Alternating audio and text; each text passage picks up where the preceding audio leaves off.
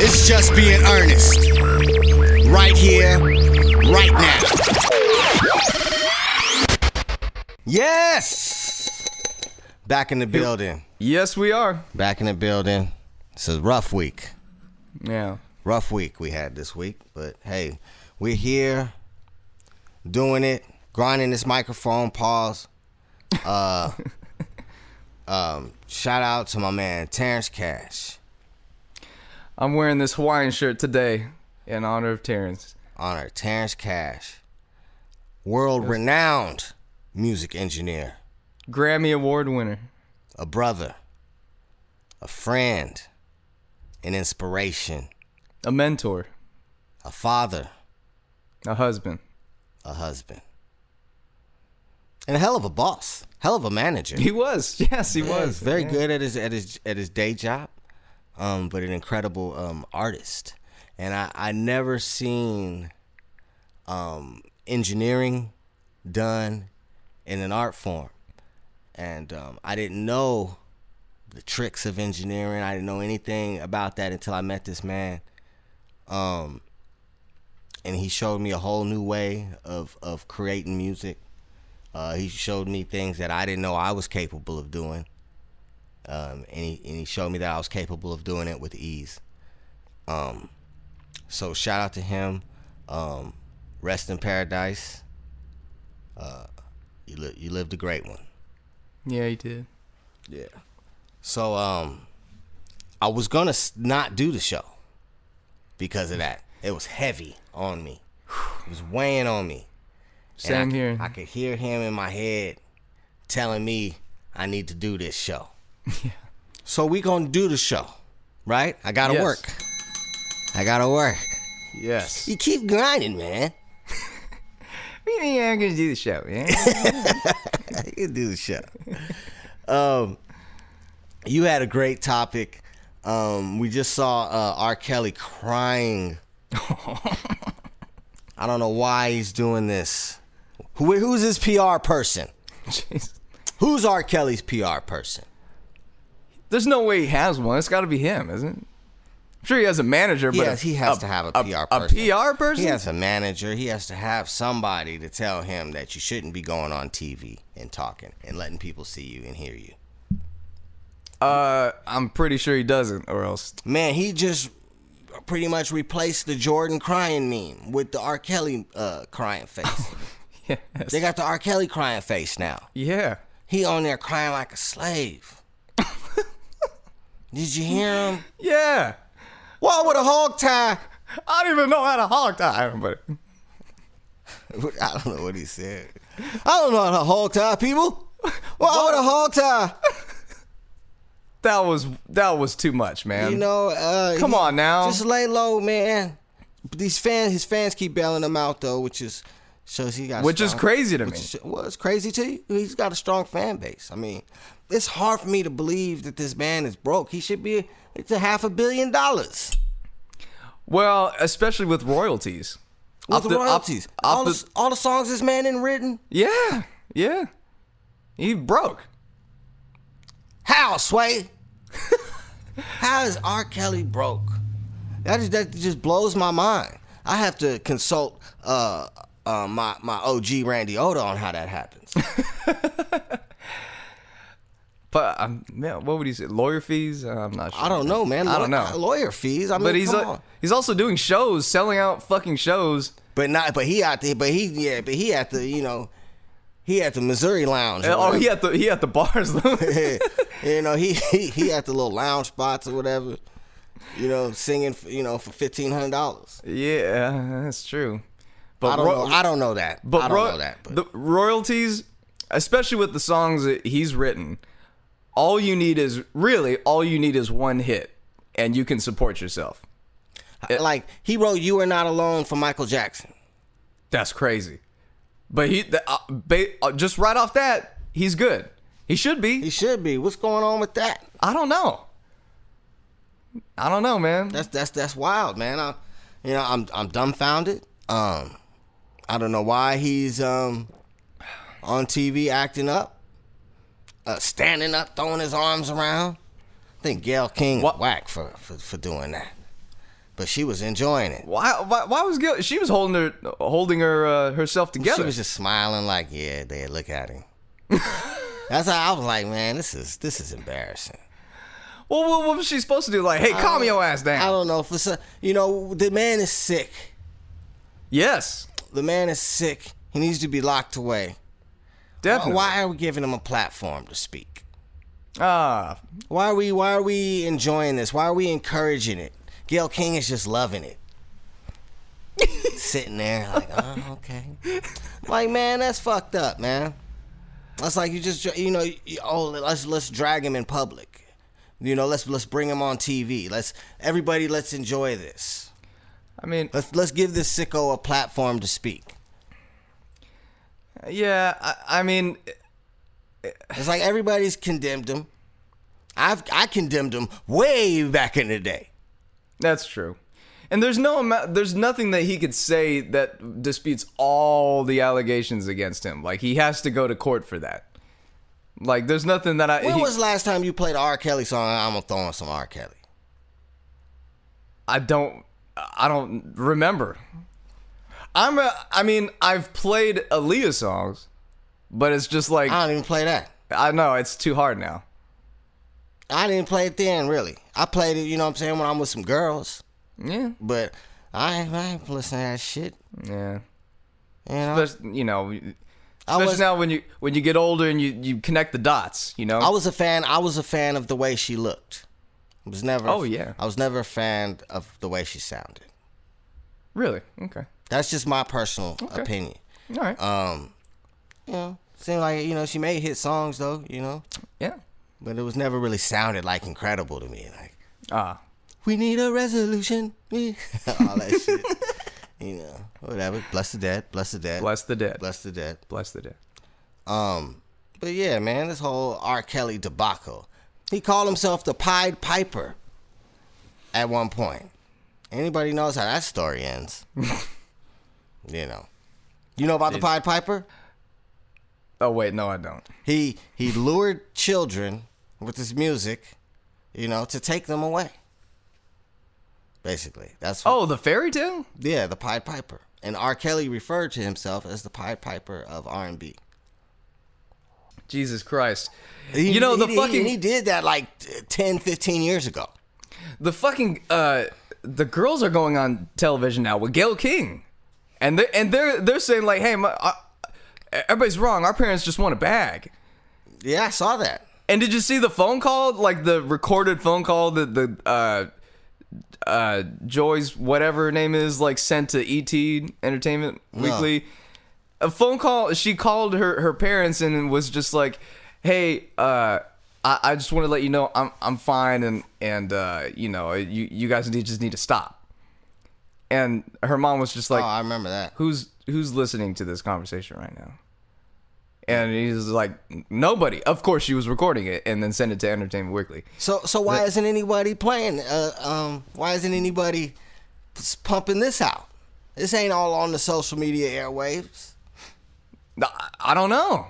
They dragging him right now. It's crazy. I don't know how to hog tie. What would a hog tie? Got R. Kelly. I'm fighting for my life. Oh no. Fake ass tears. I don't know. Them tears seem real to me. Them are real tears. Fuck him. I agree. Yeah. I agree, but I'm just saying. Yeah. I'm just saying it's a little much. Yeah. It's a little much. I don't understand. Like, we all know you're a monster, man. It's like, are we gonna go interview every monster now? Yeah. Can every monster get a platform now? Is that what's going on? Yeah. Why even give him the time of day? Where that Harvey Weinstein interview at Oprah? Oprah. We see Oprah, we see you hugged up and kissed up with Harvey Weinstein. He been going through it. Where his little story and interview at? Harvey Weinstein get an interview, and can he get dragged? No. He's going through it right now, though. Yeah, he's not getting. But why is why is R. Kelly getting a platform and Harvey Weinstein not getting a platform? I don't know. The media picks and chooses who needs to be raked through the coals, or who they want to be raked through the coals. Yeah, you know, I mean, it's a little much to me. Yeah, agreed. Totally agreed. But hey, you know, why don't you just, you know, take one of his nuts out? Yeah. Is it possible they feel like he deserves it? He deserved to be raked and embarrassed? I don't know. I don't know what it is. Or man. is the media really thinking that far? I mean, when everybody knew all this stuff for so long, like this stuff was out there a long time ago. Like since I was a kid. Yeah, the videotape thing was so long ago. It was hella long. Yeah, it was Like hella long well ago. over a decade ago. Oh yeah, like 15. At least. It was it was a VHS tape, so of course it was well over a decade. I was young. Yeah. So, and everybody want to be outraged. They pick and choose when to be outraged. I think we've spoken about this. Yeah. People pick and choose when to be outraged, what to be outraged about. The other day, Snoop Dogg was mad about the Lakers losing and went on this rant. And didn't he say to put him on a boat? A slave ship. A slave ship, he said. He said, put him on a slave ship and get him the fuck out of here. That's what he said. Holy shit. And then there's no outrage about that. Everybody just laughing about how whack the Lakers are. But it's like nobody didn't even come at him like it came at Kanye. It's like, man, Kanye didn't say no shit like that. Get a slave ship and get him the fuck out of here. No, fuck. Jesus. No disrespect to Snoop, but he should be I mean, this is the same guy that was walking black women around on leashes at the VMAs. This is true. You know, and he trying to talk about, you know, Kanye is this and that. Because he be going bad on Kanye. Yeah, he does. Talking bad about his wife and everything. Yeah, he do. And it's like childish, and it's like, damn, isn't Snoop like 50? Yeah. You know, he's out there talking hella shit. Mm-hmm. And Kanye ain't talking shit about nobody. He ain't even talking shit about nobody. No. Kanye has not said anything bad about anybody. No. So I don't understand why everybody's attacking my man Kanye. You know? Yeah, like we said, it's like we know what he's trying to say. If you listen to it in its entirety, he's trying to promote love and positivity. Yeah. You know?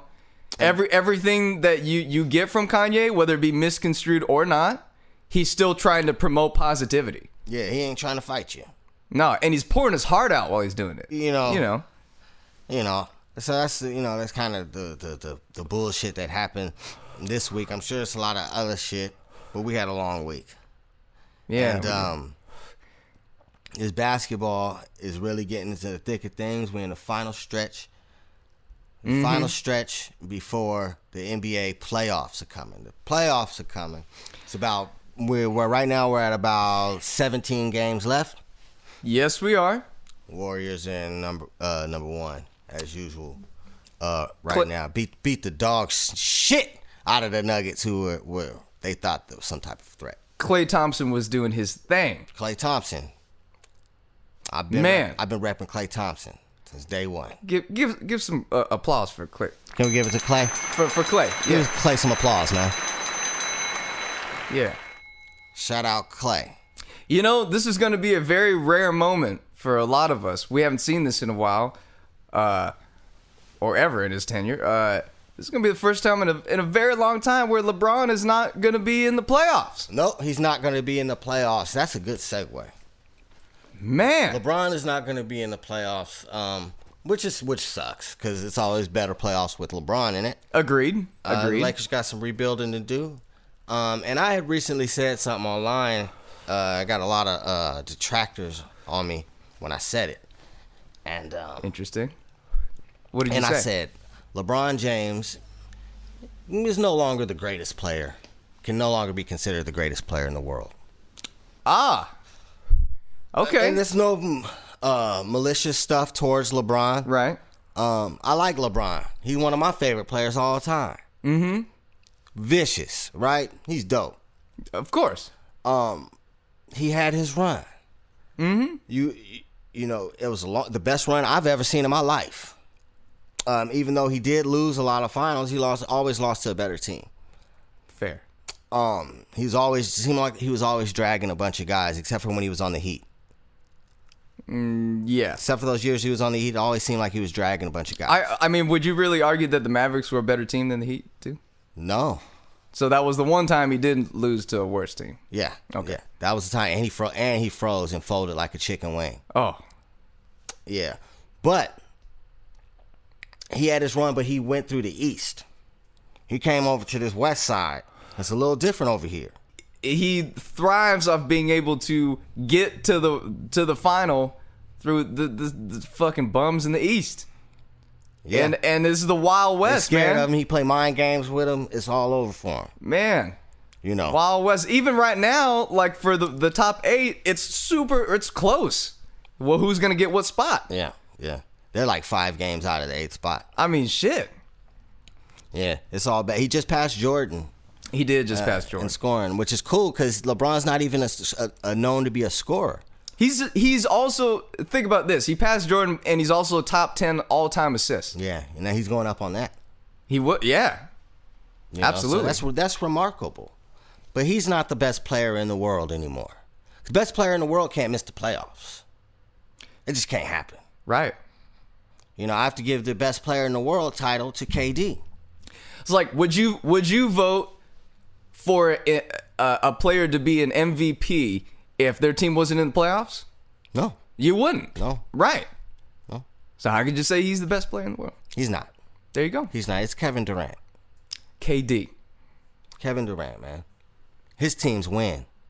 Yeah, they do. Yeah. He made the Warriors unbeatable. They weren't unbeatable before. Fuck all this. He joined a 73-win team shit. He didn't join a 73-win team. You know what I mean? All those guys had to go. Yeah. Barbosa. It wasn't the same team. They had to go. The Warriors had to strengthen number shit. Mm-hmm. All that shit had to go when KD came. Mm-hmm. He proved it the first year. He didn't lose. He didn't fold like a chicken wing. He rose to the occasion, hit a 3 in LeBron's face for his first championship. No, he didn't fold like a chicken. I don't care what nobody say. He didn't fold like a lawn chair, man. Yeah, you see this shirt? That's Baron Davis right there. Yeah, that's Baron Davis. See that? That was his famous dunk. The We Believe year. On Andre Kirilenko, AK-47, Yeah. iconic in the We Believe. And this was for the haters, you know? This is for the haters, you know? I took this off in this cold garage. Just, let you know this is for the haters, man. talking about Warrior fans or bandwagon fans. Right. How are we bandwagon fans? We rooting for the team in our town. We rooting for the team where we came from. It's not like I was rooting for Cleveland and then started rooting for Miami and then started rooting for Cleveland and now I'm a Laker fan. It wasn't like that. I know. So the most bandwagon fans I've ever encountered are LeBron fans. Yeah. Everywhere he goes. And they be talking about we just need to get this person. It's like, man, shut your ass up. Did you used to live in Cleveland? Exactly. Nobody did. Come on, man. Shit. Agreed. I concurred. We're going to take a break on that one. Yes, we will. Can you see it? We believe. On your whole ass. Shit. Talking all that shit. Dubs, man. We still doing it? Who gonna beat the Dubs this year? Huh? Tell me. Huh? The Rockets? The Rockets?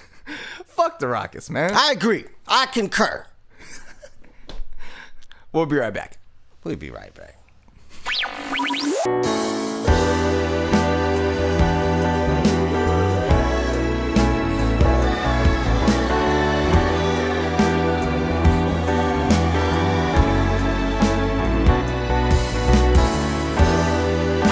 Yeah.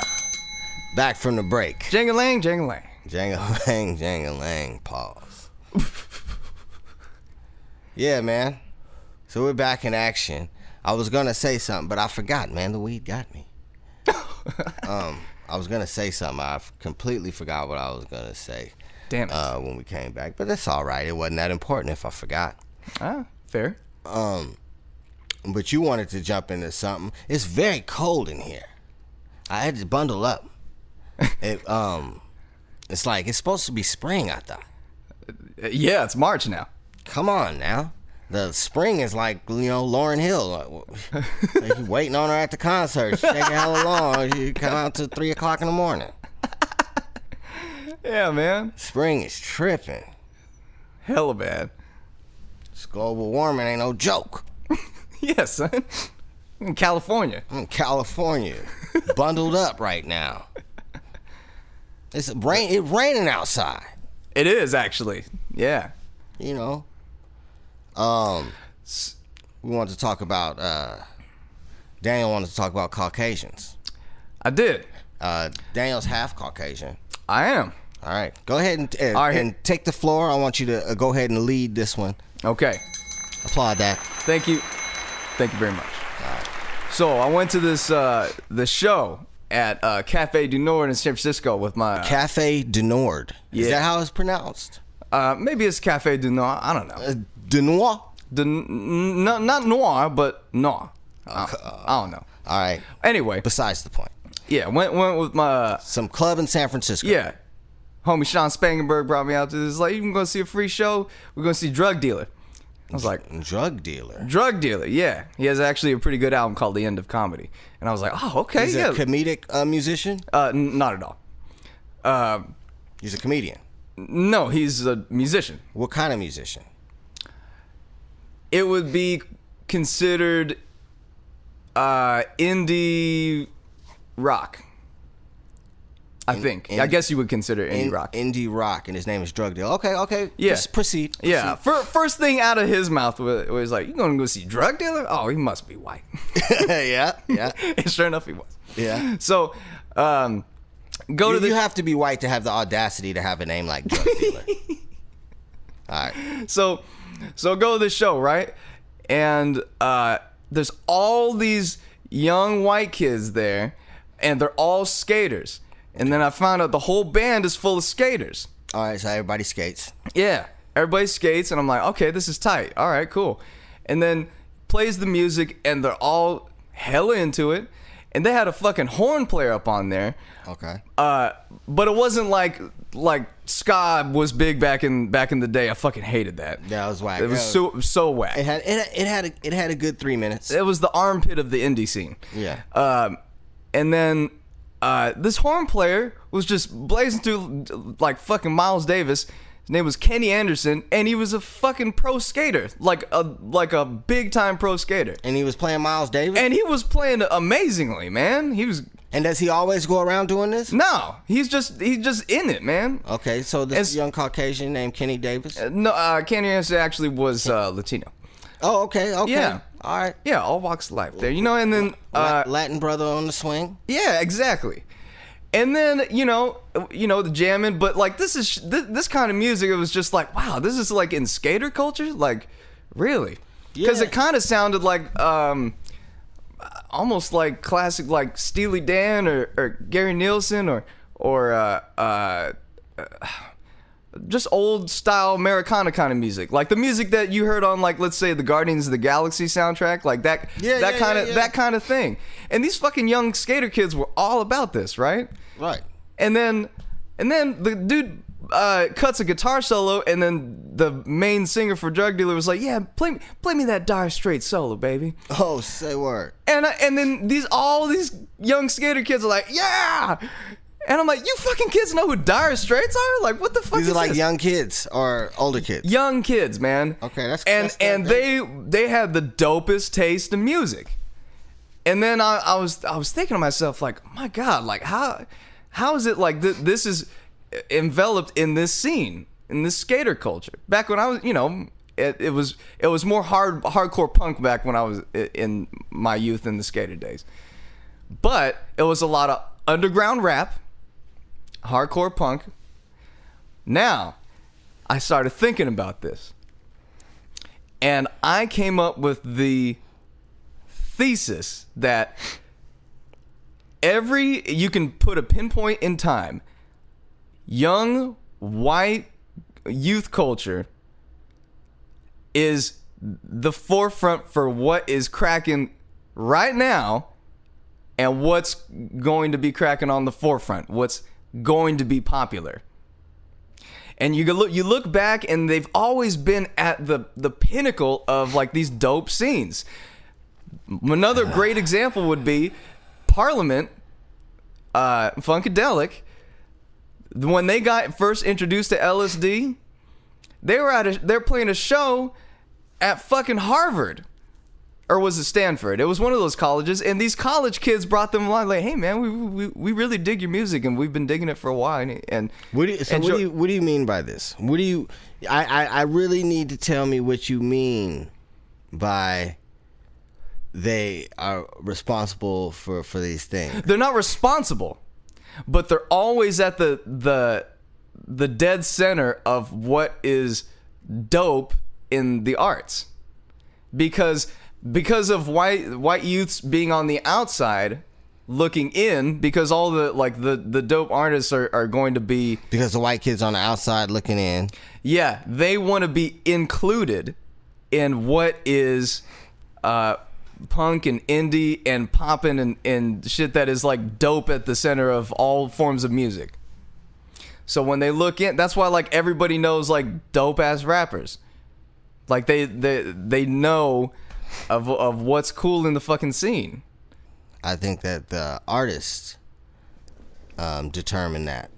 I think that once the white kids get a hold of it and it's something they like, that's when the stuff blows. Like, I hear you, but if you look at if you see, you could pull up on a picture of a Public Enemy concert. Just pull up Public Enemy concert picture.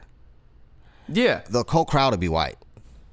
Yeah, but even when they weren't big, they were white too. Weren't they? Can't you say that about the beginning of hip hop? There weren't many white faces. What about Def Jam? The startings of Def Jam. You talking about Rick Rubin? But yeah, but think of the people on that label. Think of all of the people. Beastie Boys, Run DMC, LL Cool J. Beastie Boys, and then all black artists. Well, okay, fair. You know, as Russell Simmons came up with the idea to get money. You know, Rick Rubin on the production. You know what I mean? That's how they did that. My argument is that they're always at the eye of the storm. Always, because they're white. They're the great crusaders. They're the great thieves.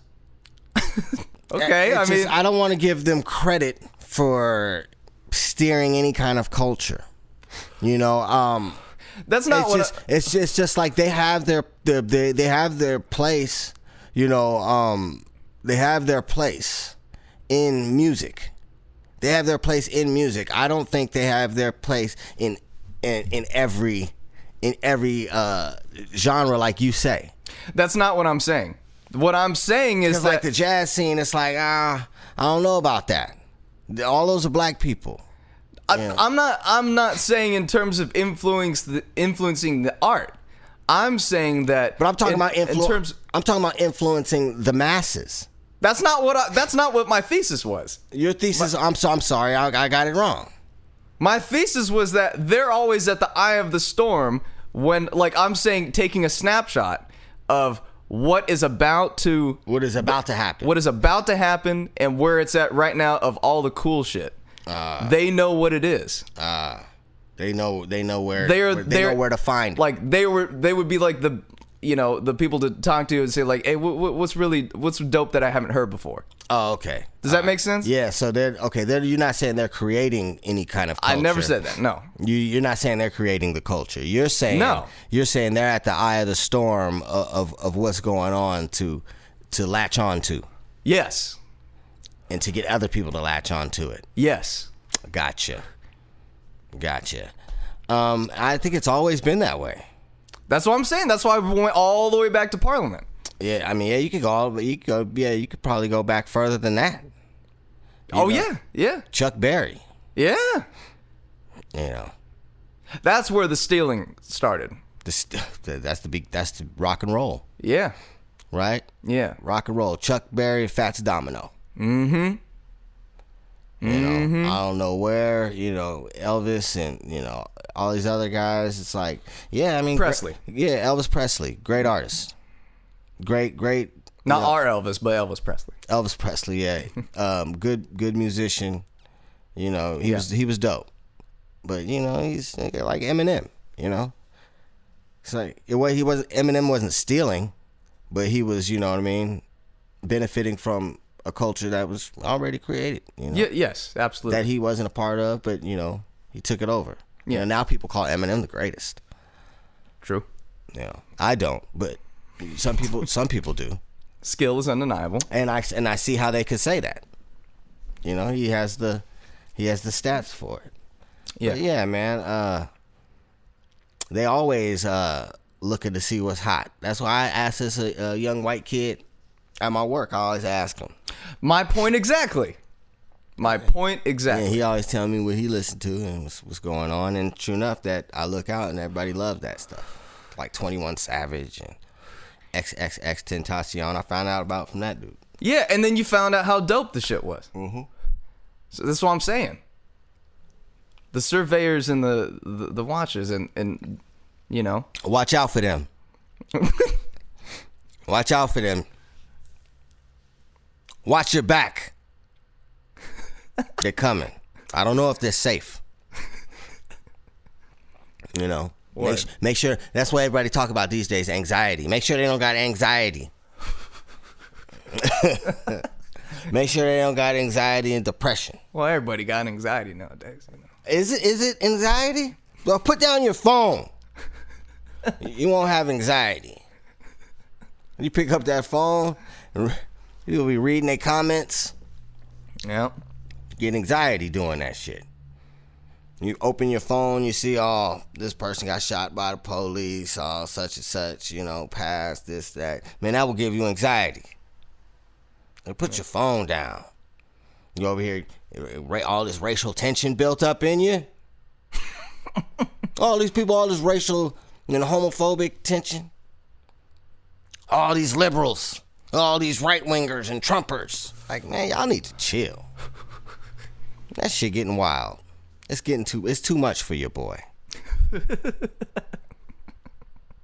It's getting to be too much, of the infighting. Yeah. Why is America at war with each other? Right. Why are we at war with each other? Mm-hmm. You're supposed to be free. Don't nobody want nobody to be free. And we are the land of the free. Yeah, and everybody trying to hold everybody back. You're trying to censor people. Yeah. I don't care what he's talking about. He's talking some racist shit. Let him talk that shit. It's America, It's America. Yeah. You say that shit. Those are words.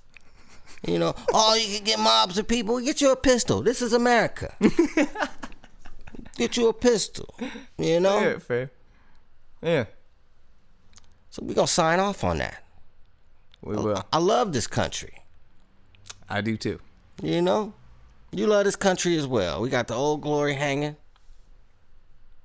About to watch NASCAR this Sunday in honor of my boy. Yeah. So we're going to leave on that note. Peace.